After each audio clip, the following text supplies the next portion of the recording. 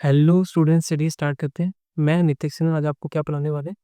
9 chapter के application और trigonometry का एग्जाम्पल करने वाले हैं। एग्जाम्पल कौन से करने वाले हैं? Example fifth. ठीक है, ये बहुत इंपॉर्टेंट एग्जाम्पल है आपकी। एग्जाम में बहुत बार आई हुई है आपको, प्री बोर्ड के पेपर में और बोर्ड के पेपर में बहुत बार आती है बहुत स्कूलों में। ठीक है, सीबीएसई के बोर्ड के एग्जाम में आने के बहुत चांसेस होते हैं इस क्वेश्चन। ध्यान से देखिएगा। ठीक है, आपके स्क्रीन पे क्वेश्चन शो हो रहा होगा। मैं फ़ोन से देख के क्वेश्चन वहाँ पे रीड कर रहा हूँ, तो आप ध्यान से देखिए मैंने डायग्राम बनाई कैसे है। इसमें सारा खेल डायग्राम का होता है। ठीक है, आपने डायग्राम बना ली तो क्वेश्चन आपके हो जाएंगे। ध्यान से देखिएगा। ये देखिए, पहली लाइन में दिया गया हुआ है क्वेश्चन के, the shadow of the tower standing on a level ground is found to be 40 metre. तो पहली लाइन में क्या बोल रहा है कि शेडो बन रही है, और शेडो कहाँ पे, और वो खड़ा कहाँ पे हुआ है? वो लेवल ग्राउंड पर खड़ा हुआ है। तो पहले हम एक ग्राउंड बना लेते हैं। मैंने एक लेवल ग्राउंड बना लिया, और शेडो किसकी बन रही होगी? यहाँ पे टावर की बन रही है, तो यहाँ पे मैंने टावर कंसीडर कर लिया। ठीक है, ये मैंने क्या मान लिया? टावर। टावर की हाइट कितनी मान ली मैंने? ए और बी। ए बी क्या मेरी हाइट ऑफ टावर, लिख लेते हैं। ए बी क्या मान ली मैंने? Height of tower. ठीक है, अब उसके बाद करते हैं, पढ़ते हैं क्या लिखा हुआ है आगे। The shadow of a tower standing on a level ground is found to be 40 metre longer when the sun altitude is 30 degree then when it is 60 degree. इसमें बहुत बच्चों को कंफ्यूज आती है। बहुत अच्छी लाइन है। ठीक है, इसके आने की बहुत चांसेस होता है। अब बच्चे सोचते हैं कि यहाँ पे पहले मैंने बना रही हूँ, 2 पॉइंट दिए हुए हैं आपको, यहाँ पे शेडो बन रही है। पहले मान लीजिए सन इधर से आ रहा था, इधर साइड से सन आ रहा है आपका, तो शेडो इधर की तरफ बनेगी। ये ऐसे ही है। अभी शेडो मेरी क्या बन रही है? मार्कर के पीछे बन रही है ना। तो मान लो यहाँ पे ये टावर था, तो टावर की शेडो इधर बन रही है, तो सन उधर साइड होगा आपका, इसलिए। तो यहाँ पे 2 बार शेडो बन रही है। एक बार जब आपका सन कितने के एंगल पे था? 30 के एंगल पे शेडो बन रहा था आपका। सारे एल्ट्रूस में कितना आ रहा था उसका? 30। तो यहाँ पे क्या है, एक बार यहाँ पे बन रही है शेडो, और एक बार यहाँ पे बन रही है शेडो। ठीक है, ये 2 शेडोज बन रही हैं। अब बच्चे कंफ्यूज हो जाते हैं यहाँ पे कि एंगल 30 यहाँ पे ले या फिर एंगल 30 यहाँ पे ले, मतलब वैसे वर्षा की 60 यहाँ पे आ गया या फिर 30 यहाँ पे आया। आप खुद सोचिएगा, टावर और ग्राउंड के बीच में कितने एंगल बनता है? 90 का एंगल बनता है। ठीक है, अब आपको सोचिए जैसे जैसे इसके पास जाओगे 90 के, जैसे यहाँ पे थोड़ा सा छोटा डिस्टेंस, छोटा एंगल होगा, फिर उससे थोड़ा बड़ा होगा, तभी वो जाके 90 के इक्वल होने वाला है ना वो। इसलिए जब भी आपको कंफ्यूजन हो कि 60 यहाँ पे आएगा 30 यहाँ पे आएगा, बस देखिए ना कि 90 के पास वाला कौन सा है। जो 90 के पास होगा वो बड़ा एंगल होगा, और 90 से दूर होगा वो छोटा एंगल होगा। तो यहाँ पे क्या आने वाला हमारे पास? एंगल 30, और यहाँ पे आने वाला एंगल हमारे पास 60। इतना क्लियर हुआ? यहाँ 30 था, जैसे ही और पास गए वो 60, और इसके पास जा रहा है क्योंकि 90, क्योंकि एंगल बढ़ता जा रहा है ना। जैसे ही यहाँ पहुंचे एंगल 90 हो जाएगा इसका। याद रखिए कि 90 के सामने वाला जो साथ वाला जो एंगल होता है वो बड़ा होता है, और उससे थोड़ा सा और डिस्टेंस पे दूर जाओगे आप, वो एंगल क्या हो जाएगा? और छोटा हो जाएगा। ये बात याद रखिएगा। ठीक है, बच्चे इसमें कौन नहीं है तक। अब इसके बाद क्या बोल रहा था, ध्यान दीजिएगा। The level ground is the shadow of a tower standing on the level ground is found to be 40 metre longer. 40 metre लंबी है कब? When the sun altitude is 30 degree. Sun का एल्टीट्यूड 30 डिग्री था, तो शेडो भी तो 30 पे बन रहा होगा। तो सन का एल्टीट्यूड 30 पे था, तो यहाँ पे भी शेडो 30 पे बन रहा था। तो इसकी जो लेंथ है ना, ये वाली, ये लेंथ हमें कितनी दी हुई है? 40 मीटर लंगर की। इसे समझाने का तरीका ये है, ये देख, मान लीजिए ये टावर था, पहले यहाँ पे पड़ रही थी एक सर, आ गई, तो ये इसकी लेंथ मान लो कुछ भी होगी, एच मान लेते हैं, एल ले लेते हैं एच। जब इसके ये कितना बना रहा था पहले, इसकी शेडो कितनी बन रही होगी? हेल बन रही होगी। ये आपकी हाइट है टावर की, ए बी। अभी एंगल कितना था हमारे पास? 60। ठीक है, अब क्या हुआ, सन का एल्टीट्यूड थोड़ा अब बढ़ गया, तो यहाँ पे जो एंगल आ रहा है वो कितना आ गया? ये कितना आ गया हमारे पास? 30। अब थोड़ा सा एल्टीट्यूड बढ़ गया इसका। तो कहने का मतलब ये जो जाना लेंथ बढ़ी है ना, इस लेंथ की हमें दी हुई है कि कितनी लेंथ हमारी शेडो की बढ़ गई है, वो हमें पता है। तो ये हमें कितना दिया उन्होंने हमें? 40 मीटर। जो पहले लेंथ थी उसके अंदर ये एडिशन हुआ होगा ना 40 मीटर का, तो उन्होंने यही बताया कि 40 मीटर एक्स्ट्रा लेंथ आई कहाँ से? जब उसका शेडो इंक्रीज हो गया। कम? फिर सन का एल्टीट्यूड कितना था? 30। तो ये हमें कितना दिया हुआ है उन्होंने? 40 मीटर।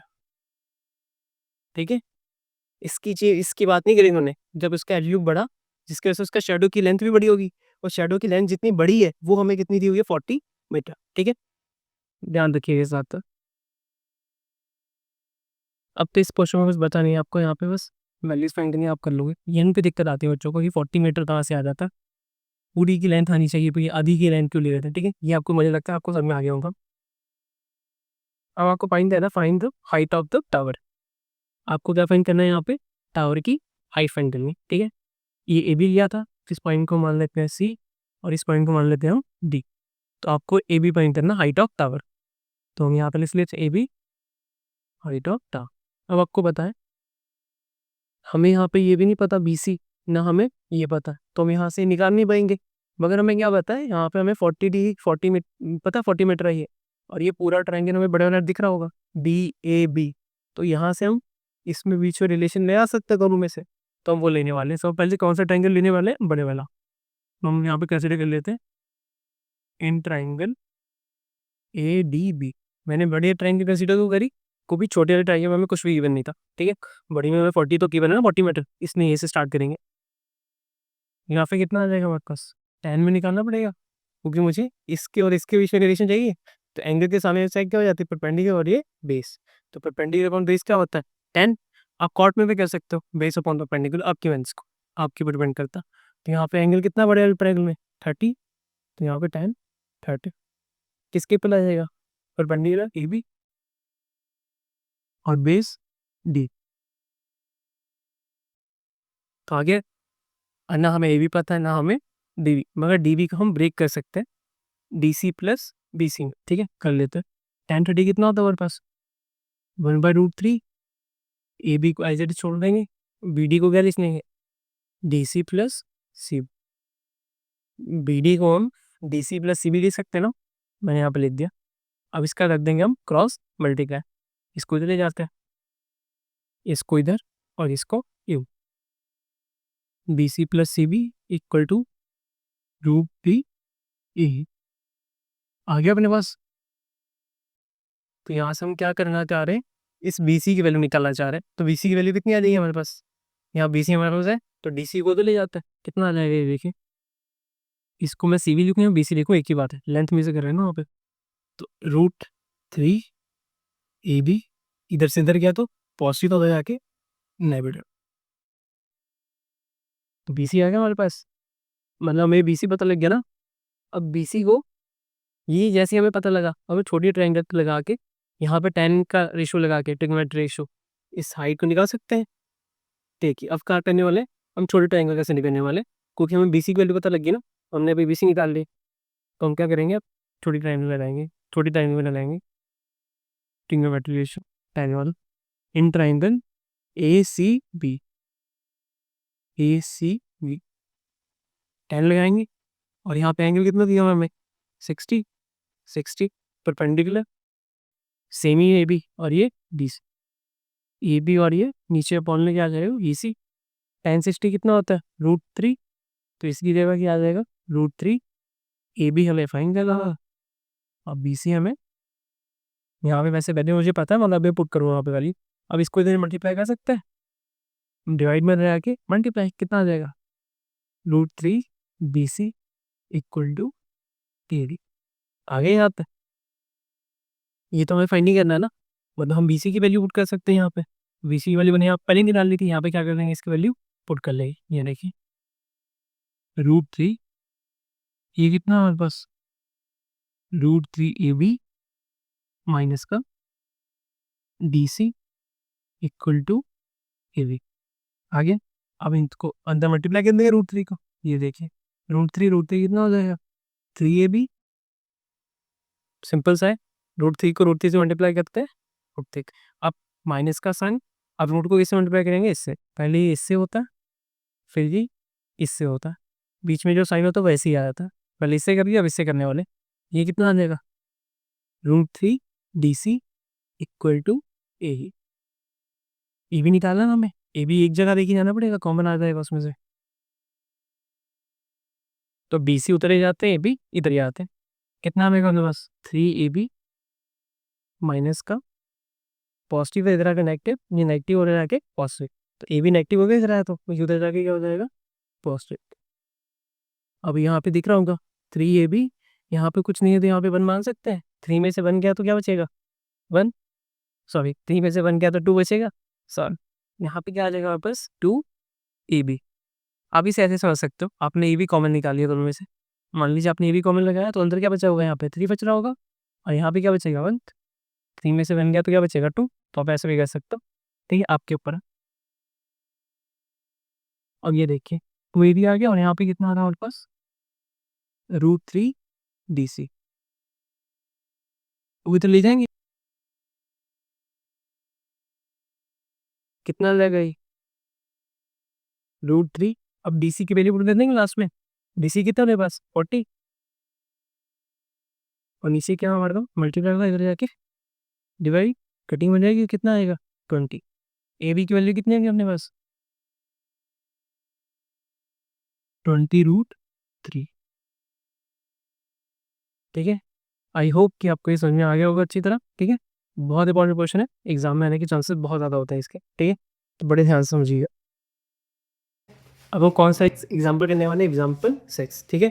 आपको स्क्रीन पे क्वेश्चन दिख रहा होगा, मैं यहाँ पे फ़ोन से पढ़ के क्वेश्चन आपको बता रहा हूँ, तो मैं देखिए मैं डायग्राम कैसे बना रहा हूँ, ठीक है। डायग्राम पर ध्यान दीजिए, डायग्राम इंपॉर्टेंट है। हमें पहले लाइन में क्या दिया हुआ है, the angle of depression of the top and the bottom of the 8 metre tall building from the top of a multi storey building are the 30 degree and 45 degree. उन्हें पहले लाइन भी आपको बहुत सारी इन्फॉर्मेशन दे रही है, तो ध्यान रखिएगा। आपको यहाँ पे दो चीज़ें दी हुई हैं, ठीक है, एक तो आपकी बिल्डिंग है और एक आप मल्टी स्टोर बिल्डिंग है, और आपका ये क्या है हमें दिया हुआ था, top of A building multi store tall building, एक बिल्डिंग और एक मल्टी स्टोर बिल्डिंग है, ठीक है। याद रखिए, ये देखिए दो चीज़ें हमारे पास, तो मैंने यहाँ पे क्या बना लिया, पहले बना लेते हैं multi storey building. Multi store मतलब एक से ज़्यादा होने वाली है, वो थोड़ी सी बड़ी होगी। ये देखिए ये ग्राउंड है, ग्राउंड लेवल, ये हमारा बिल्डिंग का मल्टी स्टोर है, तो इससे थोड़ी सी बड़ी होने वाली है, तो दो बिल्डिंग होने वाली है, तो मान लेते हैं इसकी हाइट थोड़ी सी बड़ी है ना। और इसके सामने ही बिल्कुल एक बिल्डिंग खड़ा है यहाँ पे। अब आपको शायद क्वेश्चन को पढ़ना आने लग गया होगा, लाइन हम देख के। अब देखिए दोबारा पढ़ते हैं, आपको दोबारा समझ में आने वाली ये बात है। अब आएगी, the angle of depression of the top and the bottom of a 8 metre tall building. ये मैंने क्या मानी, टॉल बिल्डिंग, ठीक है, और इसकी हाइट कितनी दी है आप मेरे को 8 मीटर। अब ये मल्टी स्टोर बिल्डिंग है, उसके टॉप से एंगल ऑफ डिप्रेशन इस वाले पार्ट में और इस वाले पार्ट पे कितना दिया हो अपने को 30 और 45, ठीक है। Angle of depression of the top and the bottom of a 8 metre tall building from the top of a multi storey building, from a top of a multi storey building. Angle of depression कैसे measure करते हैं मैंने बताया था, हम एक imaginary line consider करके horizontal line. ये क्यों करा जाता है, क्योंकि हम वहाँ से एंगल मेजर कर पाए। यहाँ से टॉप मल्टी स्टोर बिल्डिंग के टॉप से टॉल बिल्डिंग के टॉप तक एंगल कितना बना रहा है, एंगल ऑफ डिप्रेशन ज्वाइन कर दिया टॉल बिल्डिंग के टॉप तक और बॉटम पे, दोनों पे बना रहा था, और एक यहाँ पे भी एंगल बनने वाला है। आ गया। अभी एंगल मेजर कहाँ होते हैं, हॉरिजॉन्टल लाइन और लाइन ऑफ साइड के बीच में होते हैं दोनों, तो ये वाला एंगल और एक ये वाला एंगल। अब आपको कन्फ्यूज़न होगी कि ये 30 है या फिर 40, ध्यान से देखिए उन्होंने रिस्पेक्टिवली लिखा हुआ है, तो पहले जो लिखा होगा वो उसके लिए होगा। पहले उन्होंने किसके लिए बताया था, टॉप के लिए बताया था 30 degree and the 45 degree respectively. तो ये छोटे वाला जो है ये कितना हो जाएगा हमारे पास 30 डिग्री, क्योंकि टॉप की पहले बात करी थी बड़े, और ये बड़े वाला कितने का बन जाएगा हमारा 45, ठीक है, याद रखिएगा ये छोटे वाला एंगल है। आपने ध्यान दिया मल्टी स्टोर बोला था, तो यहाँ से लेके यहाँ तक की दोनों की हाइट सेम हो जाएगी, क्योंकि दोनों बिल्डिंग ऐसी है, पैरेलल है, पैरेलल में होते हैं तो उसकी हाइट क्या हो जाती है आपकी सेम हो जाती है। ये 8 है तो ये भी कितना आ जाएगा 8 मीटर। आगे अब इसकी लेटरिंग कर देते हैं नेम की, इसे ए मान लेते हैं, बी सी डी और इसे ई मान लिया। अब देखते हैं इन्होंने निकालने को क्या बोला आपको, उन्होंने लास्ट वाला बोला find the height of the multi storey building and the distance between the two building. आपको ये ए बी फाइंड करना है, ये दो बिल्डिंग के बीच में डिस्टेंस कितना है, और इसकी हाइट फाइंड करनी है मल्टी स्टोर वाली बिल्डिंग की। तो ये देखिए इस लेते हैं, हमें क्या फाइंड करना है, ए बी फाइंड करना है, डिस्टेंस कितना है, और हमें इसकी हाइट फ्री फाइंड करनी है, तो क्या फाइंड करना है ए, ठीक है, ये दोनों आपको फाइंड करना है। अब देखिए हम प्रोसीड कैसे करने वाले हैं इसके आगे, कि हम सोच कैसे रहे हैं ध्यान दीजिए कि हम क्वेश्चन करने कैसे वाले। ये 8 था, 8 मैंने आपको बता दिया, दोनों पैरेलल थे तो पैरेलल आ गई। अब आपको पता है ये हॉरिजॉन्टल लाइन और ये लाइन दोनों पैरेलल है, मैंने स्ट्रेट ही तो मारी है ना लाइन, ये हॉरिजॉन्टल स्ट्रेट होती है और ये भी स्ट्रेट लाइन है। यहाँ पे आपने पढ़ा होगा 9th क्लास में, दो पैरेलल लाइंस के बीच में ये ट्रांसवर्सल जो बचती है, ये वाला जो एंगल होता है वो इस वाले एंगल क्या हो जाता है, इक्वल हो जाता है। अल्टरनेटिव इंटीरियर एंगल्स पढ़ा होगा आपने, जेड बनता है, वही यहाँ पे हो जाएगा ना। ये देखिए ये जेड बन रहा है इसके साथ, ये इसके साथ बन रहा है, ये इतना सा एंगल जो दिया हुआ है ये वाला जो एंगल है, ये एंगल इसका ट्रांसवर्सल हो जाएगा क्योंकि ये भी लाइन और ये लाइन दोनों पैरेलल है, तो ये वाला एंगल भी कितना आ जाएगा अपना 30 आ गया। सेम ये वाली लाइन और ये वाली लाइन कैसे पैरेलल है दोनों, तो ये जो आपको दिख रहा लाइन ऑफ साइट ये ट्रांसवर्सल का काम कर रही होगी, तो ये जितना पूरा एंगल है 45 यहाँ से लेके यहाँ तक, सॉरी यहाँ से लेके यहाँ तक 45 है, तो ये यहाँ से लेके यहाँ तक क्या हो जाएगा 40 आ गया। बस आपको ये याद रखना था, ये आपको आता, इसके बाद तो कुछ भी नहीं, आप कर लोगे बड़े आराम से क्वेश्चन, ठीक है। ये देख इसे इरेज कर लेते हैं। अब पहले ये फाइन कर लेते हैं, ज़्यादा इजी है मुझे लग रहा है, या फिर आप वो फाइन करना चाहो आपकी मर्जी, आप वो फाइन कर सकता हो। पहले इसी करना पड़ेगा क्योंकि ये वाली चीज़ आएगी तभी हमें ये पता लग पाए, ठीक है। ये देखिए इसे थोड़ा सही कर लेते हैं, यहाँ पे बहुत ज़्यादा मार, हाँ अब ठीक। ये देखिए ये 8 दिख रहा है आपको और ये ईडी को ये वाली ट्रायंगल देख के आपको छोटी वाली EDC, इस पर हम जब टेन लगाएंगे इसके सामने वाली साइड, ये परपेंडिकुलर और ये बेस, तो हमें इन दोनों में रिलेशन मिल जाएगा। ये और ये भी क्या होने वाली, इक्वल होने वाली है क्योंकि ये भी पैरेलल है ये भी पैरेलल है, और पैरेलल लाइंस के बीच में डिस्टेंस क्या होता है, इक्वल होता है। पैरेलल लाइंस के डिस्टेंस भी हमेशा इक्वल आता है, जैसे ये दोनों इक्वल है ना आपके, वो ये पैरेलल थे, तो इसका डिस्टेंस BC और AB का डिस्टेंस भी क्या हो जाएगा इक्वल, क्योंकि दोनों लाइंस क्या आपकी पैरेलल, याद रखिएगा। तो पहले हम इस वाले ट्रायंगल में लगा लेते हैं EDC में। यहाँ पे ट्रायंगल कौन सी कंसीडर कर लिया हमने, EDC। 10 लगा देंगे, ज़्यादा आसान पड़ेगा हमें, 10 है ना, तो 10 किसके इक्वल आ जाएगा हमारे पास, ED, ये है हमारे पास ट्रायंगल EDC, तो ये परपेंडिकुलर और ये पूरा क्या हमारे पास बेस, ये आ जाएगा हमारे पास 10 30 इक्वल टू ED परपेंडिकुलर और नीचे क्या हमारे पास DC बेस। आगे ये कितना होता है 10 30 √3 1/√3 और ये ED DC के, अब यहाँ से क्रॉस मल्टीप्लाई कर देंगे इसको इसके साथ, तो DC कितना आ जाएगा अपने पास, इसको लेके गए तो कितना आ गया √3 ED, तो DC की वैल्यू पता लगी हमें, DC कितना आ गया हमारे पास √3 ED, तो ये √3 ED है, तो ये भी कितना आ जाएगा √3 ED, तो लिख ले पे ये √3 ED है, ये भी कितना आने वाला है √3 ED आ गया। अब हम बड़ी ट्रायंगल कैसे कर सकते हैं EAB, क्योंकि हमें अब ये पता लग गया है, तो इसके और इसके बीच में रिलेशन आ जाएगा ना, इसलिए हम यही तय कर रहे हैं, तो हम बड़ी ट्रायंगल पे कर लेते हैं। इन ट्रायंगल EAB यहाँ 45 का एंगल है, तो ये भी यहाँ पे भी 10 लगा सकते हैं क्योंकि हमें इसके और इसके बीच में रिलेशन चाहिए, तो ये परपेंडिकुलर और ये हमारा लेस, यहाँ पे कितना आ जाएगा 10 45 कितना आने वाला है, ये परपेंडिकुलर और नीचे क्या है AB बेस। अब 10 45 कितना होता है 1, जो सबको आता होगा, बहुत ईजी है। और ये EB कितना है हमारे पास 8 + ED, ये पूरा था तो इसको दो पार्ट में कर लिया हमने AD + E, तो इनमें से कैसे लिख सकते हैं AD + DE, और नीचे AB कितना हमारे पास √3 AD √3 DE, आप इसे D बोल लो ED बोल लो एक ही बात, तो मैंने यहाँ पे मुझे ऊपर D दिख रहा था तो मैंने इसे किसे कन्वर्ट कर लिया DE में, ठीक है। अब इसको इधर मल्टीप्लाई कर देंगे, यहाँ पे तो कुछ है नहीं, तो यहाँ डिवाइड में हो जाके मल्टीप्लाई, तो कितना आ जाएगा √3 DE, AD कितना अपने पास AD कितना दिया होता अपने को 8, यहाँ पे पुट कर देंगे 8 + DE आ गया। अब आपको दिख रहा होगा D इधर लेके आ सकते हैं हम, है ना, क्योंकि डी हमें निकालनी है, वैल्यू निकालेंगे डी की। जैसे हमारे डी आया तो ये हमारे पास एक चीज़ तो आ गई ना, ये वाली चीज़ आ गई ना हमारे पास। और हमें पूरी हाइट चाहिए थी, ये तो पहले से ही गिवन था, तो ई डी और ये आ जाएगा हमारे पास, तो हमारे पास ए ही आ जाएगा ना पूरा। इस क्लियर कर रहा है, डी इधर ले आता है, कितना आ जाएगा √3 डी माइनस प्लस का इधर आके माइनस किसके इक्वल हो जाएगा ये ए डी। कॉमन क्या आ जाएगा इसमें से, डी कॉमन आ जाएगा, तो अंदर क्या बचेगा, यहाँ से मैंने डी बाहर निकाल लिया, यहाँ से क्या निकाला डी√3 बचा, यहाँ पे कुछ नहीं था तो यहाँ पे 1 बचेगा, डी आ गया बाहर और यहाँ पे 8। अब इस पूरी टर्म को मल्टीप्लीकेशन में ना ये दोनों, तो इसको यहाँ पे लेके आ सकते हैं डिवाइड में, तो डी कितना आ जाएगा हमारे पास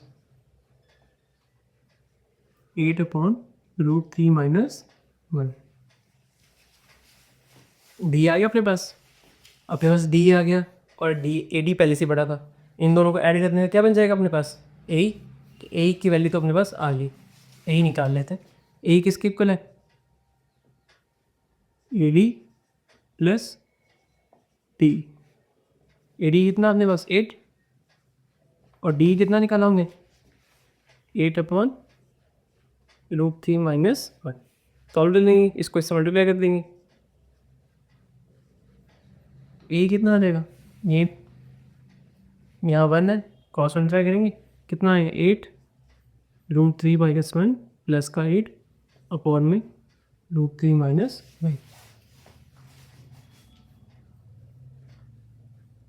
या फिर आप इसे पहले यहीं पे सॉल्व कर लो, ये देखो ज़्यादा ईजी हो जाएगा।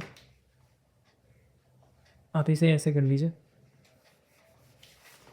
ये क्या आ रहा था हमारे पास डी आ रहा था 8/√3 - 1।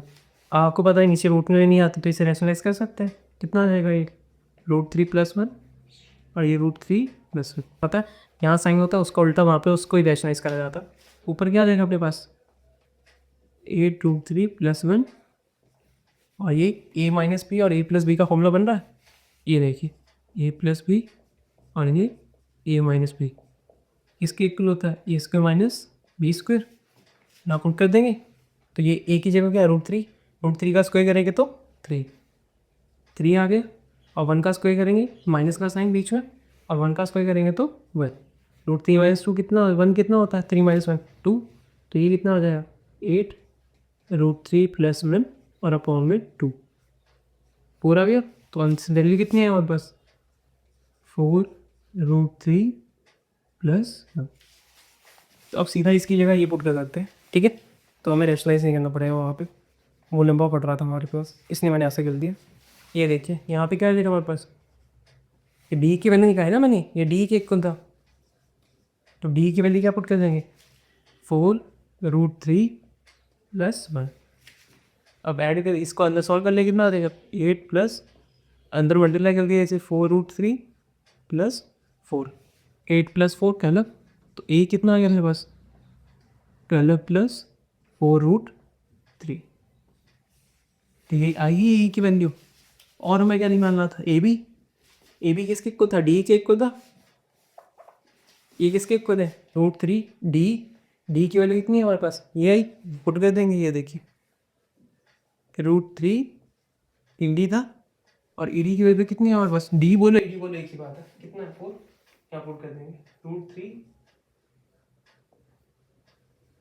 4√3 + 1। इसे आप सॉल्व कर लीजिए आंसर आ जाएगा, ये देखिए कर ही देता हूँ मैं, कितना आएगा यहाँ पे, ये दोनों आपस में मल्टीप्लाई हो जाएंगे है ना। तो आप इसे 4√3 ले सकते हो और अंदर यहाँ पे √3 पहले से ही है, तो 4√3 को √3 से मल्टीप्लाई करोगे तो कितना आ जाएगा 4 × 3 12 और √3 को 4√3 को +1 से करोगे मल्टीप्लाई तो कितना आएगा 4√3। ये आ गया आपके पास।